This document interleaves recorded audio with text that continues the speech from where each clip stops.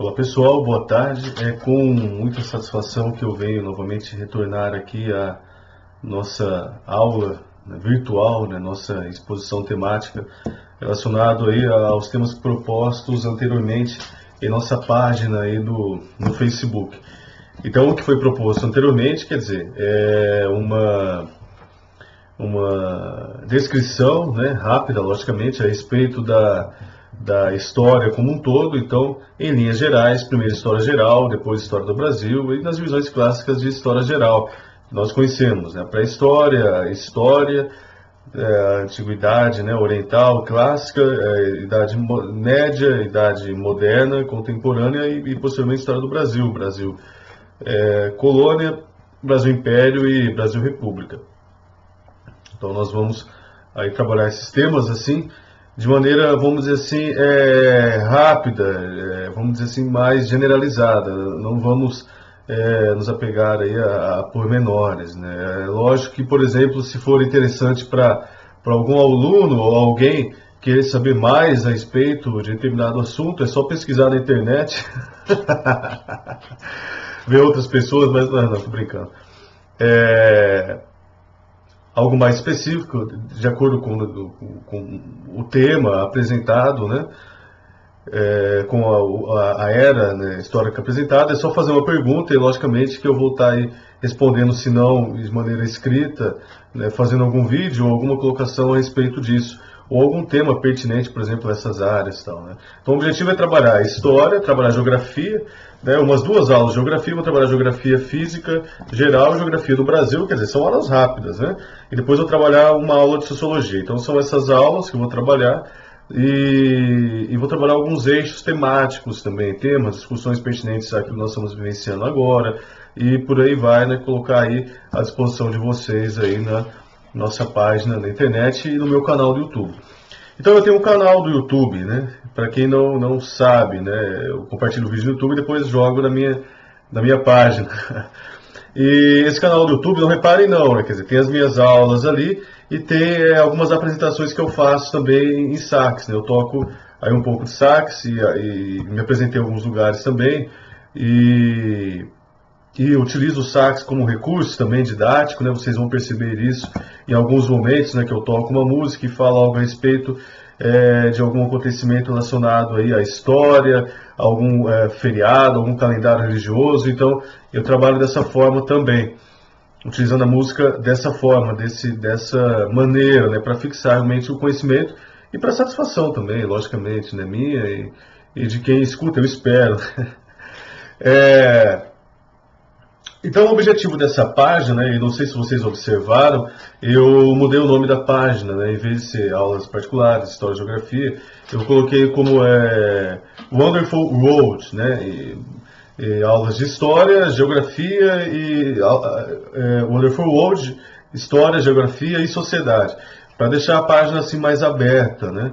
Então, o objetivo não é simplesmente dar aulas, mas transmitir o conteúdo histórico, geográfico, também social, né, um pouco aí de filosofia também, né, análise do mundo em si que nós estamos vivendo, assuntos pertinentes que são interessantes à história, a esse universo, né, de humanas, né. Então, eu trabalhei dessa forma, procuro trabalhar dessa forma na página, né, e consequentemente também dar aulas, né, a minha exposição, né, através dessa página, né, montando esses vídeos, dar aulas. O motivo de tão simplesmente eu me voltar a essa exposição, né, midiática é dar aulas. Então, esse é o meu objetivo principal. E nesse meu objetivo principal, eu posso indicar três né, vamos dizer assim, não vou dizer subobjetivos, né, ou subintenções, né, mas eu vou dizer três tópicos, né, que fazem parte desse meu objetivo central, que é, né, transmitir e também aprender, né, conhecimento através dessas aulas virtuais, né. Primeiro dar aula, né, trazer um conteúdo aí aos meus alunos ali do Monte Sião, né, de supletivo, de concursos, enfim. Eu sou professor aí no Instituto de Educação Monte Sião aqui de Bauru, São Paulo, então é interessante ter esse material, trabalhar esse material, esse conteúdo com os alunos também, né? E vocês vão perceber que eu trabalho de maneira muito rápida e generalizada, né? Aproveitando assim os minutos também que de certa forma, fazem parte aí da elaboração e transmissão desses vídeos, né? Não se pode também alongar muito, né, o conteúdo, né? E também, entendeu? O objetivo em si é trazer uma discussão em linhas gerais, é uma macro história, e de maneira bem sintética, né? Aquilo que é pormenorizado, aquilo que, de certa forma, é um relato, né, uma observação específica sobre uma sociedade, um acontecimento específico em uma determinada característica de um período histórico, aí já é uma discussão que delonga um tempo maior, entendeu? Que é o que eu falei, pode se perguntar, né, desenvolver algumas críticas, né? Então a minha primeira intenção é atingir esses alunos. A minha segunda intenção é atingir outros alunos que eu irei ter, e também pessoas, o público em geral, né, amigos meus aí de história, dessa área de geografias também, né, faz seu comentário ali, curte ali o meu vídeo ali no YouTube, né, para que outras pessoas também possam, né, ter acesso, ver esses vídeos também. O interesse meu realmente é transmitir, né, esses conhecimentos, essas discussões que são benéficas, né? Nós observamos no YouTube aí uma enxurrada, entendeu, de pessoas trabalhando conteúdos de história, geografia, é muito comum você observar, né, professores trabalhando dessa forma, e trabalhando bem, né, desenvolvendo inclusive essa formação essa formação audiovisual, né? Se utilizando bem os recursos audiovisuais aí desses programas relacionados a isso daí também, Sony Vegas, Premiere, enfim, né? Eu não domino muito esses recursos, né? Também, né? E por isso que eu não consigo desenvolver um chroma key, né? Um fundo aqui, uma foto, uma ilustração. Então, o que eu acho interessante é desenvolver esse diálogo, entendeu? Essa conversa. Esses recursos são muito importantes, mas como eu não domino, eu vou ser sincero, né, com vocês em relação a isso, eu procuro trabalhar só o diálogo, né, e, né, desenvolver o conteúdo propriamente dito de uma maneira aí satisfatória, eu espero, né. E outra coisa também, né, o segundo ponto, né, dentro desse meu objetivo de passar, né, de me expor, né, através da internet, através aí do YouTube, das redes sociais também, né, fora, né, primeiramente de meus alunos, né, depois atingir outros alunos, né, em segundo lugar, né, e colegas e profissionais aí que eu vou ter a chance, né, de conhecer no decorrer da minha história também, né, no decorrer da minha formação, de nossa formação, né, vamos compartilhar, né, esse nosso conteúdo, essa nossa vida, né, não somos, né, únicos, né, no universo, né, então, enfim, né, temos essa prerrogativa. A outra intenção, né, dentro desse objetivo de exposição também é chamar a atenção das escolas, né, escolas particulares, escolas de cursinho, faculdades, universidades. Eu sou especialista, posso dar aula em qualquer faculdade, né, para quem não sabe, né, e parece que as universidades não sabem disso, né, um professor ele não precisa ser mestre para dar aula numa faculdade, ele pode ser especialista, né. E, infelizmente tem algumas faculdades aí que burlam um pouco, né? Aqui é Brasil, né? Esse sistema, e a pessoa acaba fazendo especialização, quer dizer, nem especialista ele é graduado e está dando aula em faculdade já, né? Mas tudo bem, né? Tá, boa sorte para ele, né? Boa sorte para eles, né? Mas eu posso dar aula em faculdade tranquilamente também, pela minha especialização. Eu publiquei essa minha monografia, né, em antropologia, né? Cultura gospel, profano ou sagrado, esse foi o tema da minha publicação. Tenho o currículo Lattes. Então, eu tenho uma formação, uma capacitação para dar aula em faculdades, dar aula em cursinhos, escolas particulares, né? Mas a gente sabe como é que as coisas, o mercado é muito reduzido aqui em Bauru, e Bauru é muito complicado. Dei aula há 3 anos no Estado e tenho dado aula há quase 8 anos ali no Instituto Educacional Monte Sião, supletivo com cursos e cursinhos, o que tem me sido muito satisfatório. Mas eu, através desse vídeo, a minha intenção é chamar a atenção dessas escolas, desses profissionais, observem essas minhas aulas, né? Façam suas críticas aí, né, em relação a isso daí também, entendeu, né? Eu não estou ganhando nada para poder fazer essas aulas, pelo contrário, né? Quer dizer, não estou levando nada, né? Mas o meu interesse realmente é chamar a atenção dessas pessoas, né? Chamar a atenção daqueles que detêm aí as cátedras, né, do conhecimento, né? Detêm aí vamos dizer assim, detém aí essas empresas educacionais, né? para que me dê uma chance aí também de trabalhar com os alunos, trabalhar com o pessoal aí, através de várias formas, né? Toda essa área de ciências sociais, né? Humanas eu posso falar tranquilamente. Na minha formação também em História, eu também cursei matérias optativas de Geografia, então eu posso falar de Geografia, História, e minha formação em Antropologia também, de Ciências Sociais e Antropologia, então quer dizer, eu tenho uma formação que me garante isso daí. Então eu peço aí uma oportunidade a todos aí, só falta chorar. Depois da crise, né? Porque agora, desculpa, agora é a crise, né? A crise é responsável por tudo, né? Então eu espero que depois dessa crise aí, depois que as coisas melhorarem, os nobres colegas aí me dêem essa oportunidade aí também de trabalho, né? Ensino, que eu faço com muito prazer, né? Fica aí o pedido, né? Encarecidamente, né? O pedido adocicado, né? De um professor, de um profissional aí que também precisa, né, desenvolver esse conteúdo de maneira plena e satisfatória. Pois bem, vamos lá.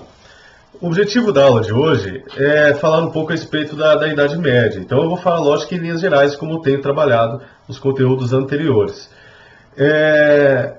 Ao se falar de Idade Média, o que é interessante falar de Idade Média é que, de certa forma, e muitos amigos historiadores vão querer bater em mim, né? Eu não publiquei uma tese em relação a isso, não. Mas o que é interessante em relação à Idade Média é que ela é uma continuidade, de certa forma, do Império Romano. Várias estruturas sociais, né, que faziam parte do Império Romano, elas permaneceram durante o período medieval. Então, a religião oficial romana, né, que era a religião, no caso, o cristianismo, né, ela se tornou, né, a religião oficial de todo o período medieval. Né, o poder, né, atemporal, né, o poder secular, né, que era, né, de certa forma, caracterizado pelo Império Romano, ele ganhou força através da religião romana durante todo o período medieval, né, a religião cristã romana durante todo o período medieval, né, o catolicismo, né, católico apostólico romano durante o período medieval. Então caiu-se o império, mas o pensamento permaneceu. Então o antigo servo ali, né, o antigo plebeu ali do Império Romano, ele se tornou o servo, né, durante uma linha sucessória aí, durante o período medieval, né. O patrício, né, romano,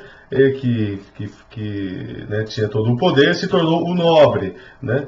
E aquele colegiado romano ali, os pontífices, né, os sacerdotes romanos ali, se tornaram ali os clérigos, né, aqueles que detinham o conhecimento, né, como no Império Romano, que detinha mais o conhecimento realmente eram os patrícios e basicamente aqueles que faziam parte ali dos cultos religiosos de Roma, né, e os patrícios, no caso aí, excluídos, né, desse conhecimento, né, dessa participação pública também, mesmo com os tribunos da plebe aí que trouxeram transformações em relação a isso, mas não a ponto de condicionar, deixar no mesmo patamar um patrício e um plebeu, não.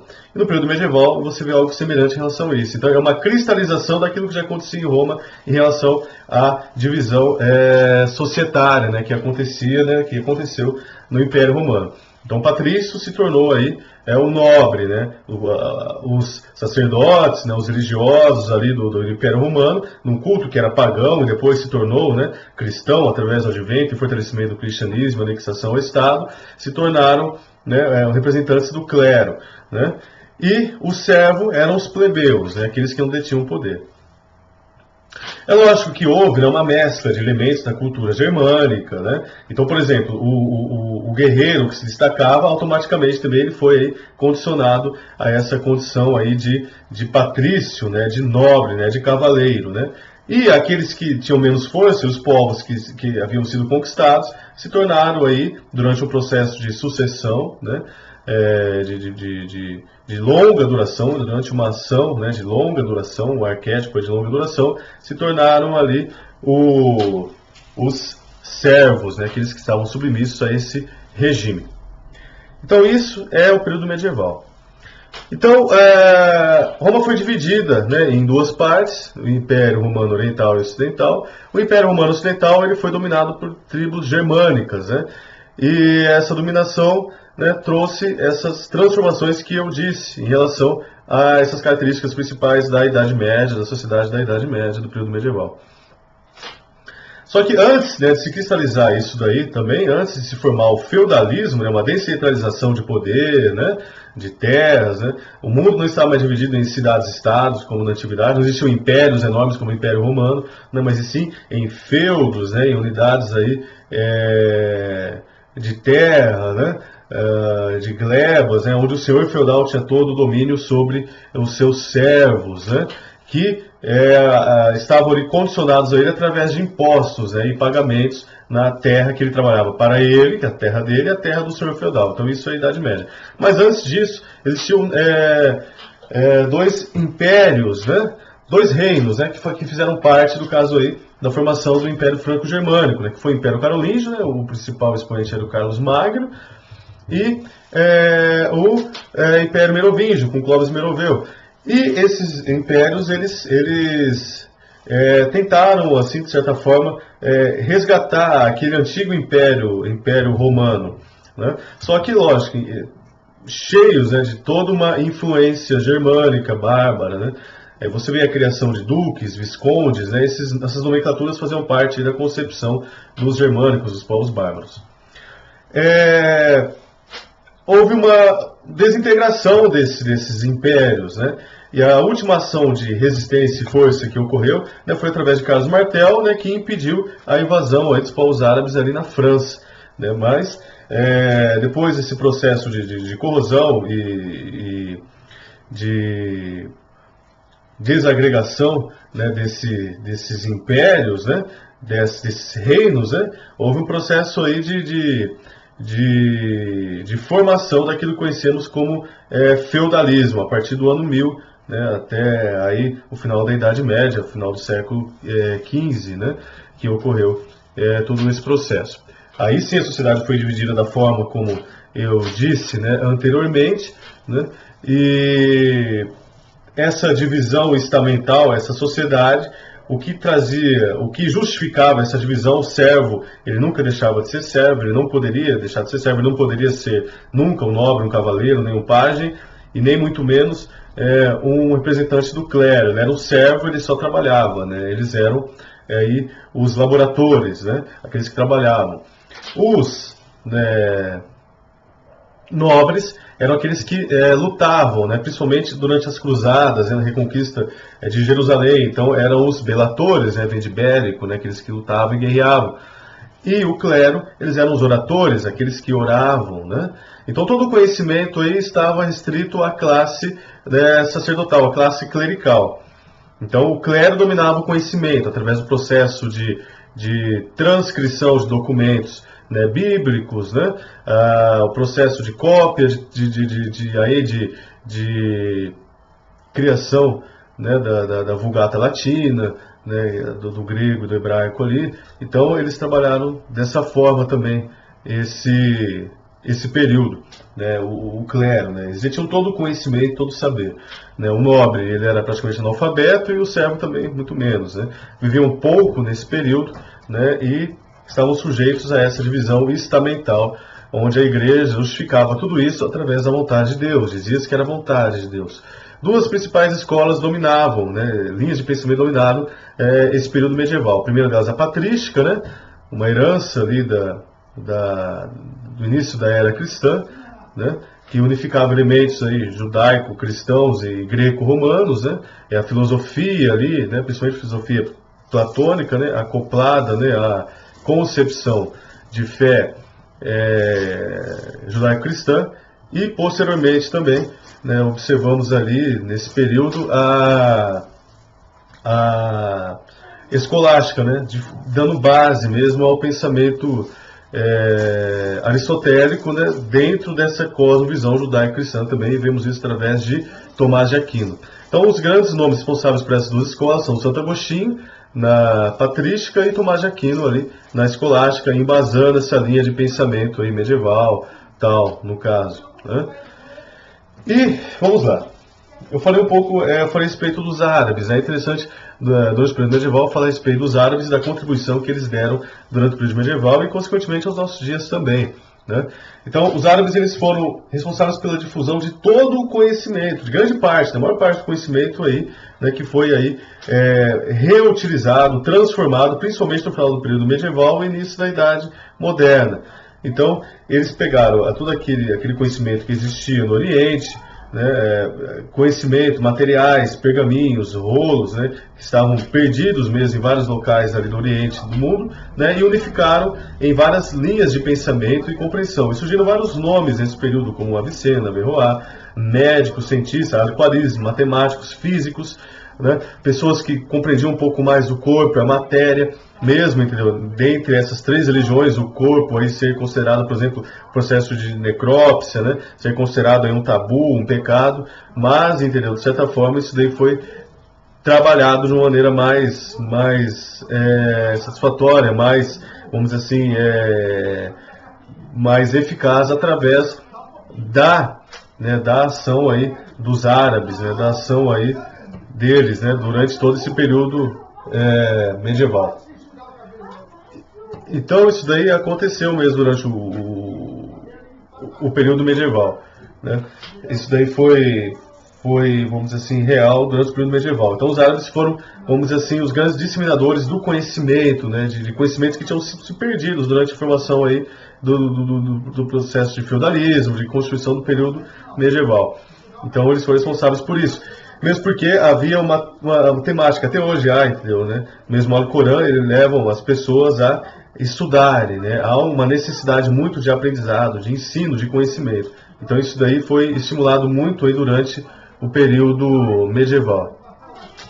Mas como que surgiu, entendeu, aí o Islã? Como que surgiu aí essa grande ação disseminadora de conhecimento, né, da razão mesmo, né, de cultura, né, até mesmo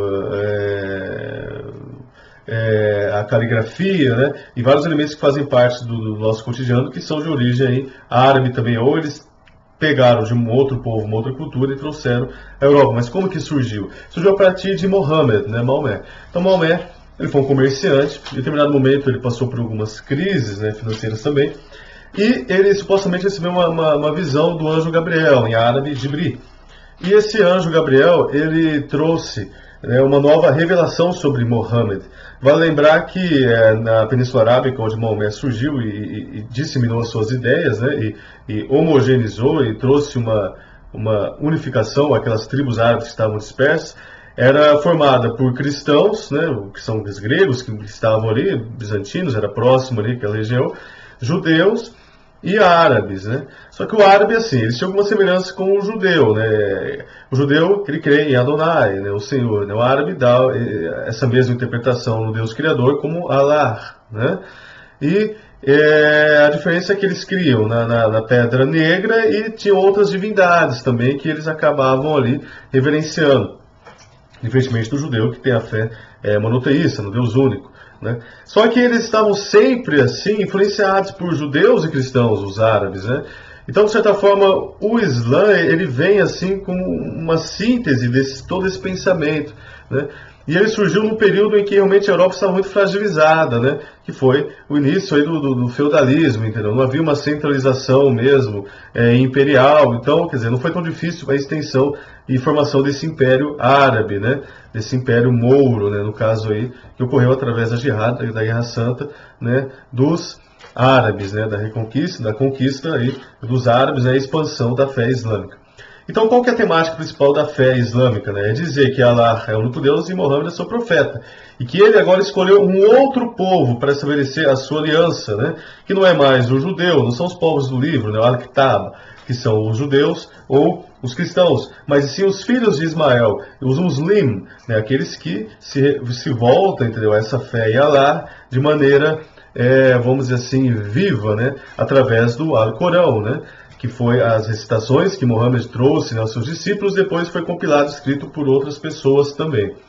Então, a necessidade de expansão dessa fé, né, primeiro eles se unificaram, né, primeiro eles se homogeneizaram, todos foram obrigados praticamente a compartilhar dessa mesma fé e dessa visão de Mohammed, né, e depois, posteriormente, essa expansão trouxe essa disseminação árabe e esse processo mesmo cultural, né, que ocorreu na Europa durante aí 700 anos, principalmente na Península Ibérica, né. E nesse período aí também os judeus, né, eles tinham uma liberdade muito maior sobre a dominação árabe do que posteriormente, né, com o processo inquisitorial ali da Espanha, e se comparado hoje em dia com aquilo que eles passam, né, ali após a criação do Estado de Israel também, essa animosidade entre judeus e árabes não existia, entendeu?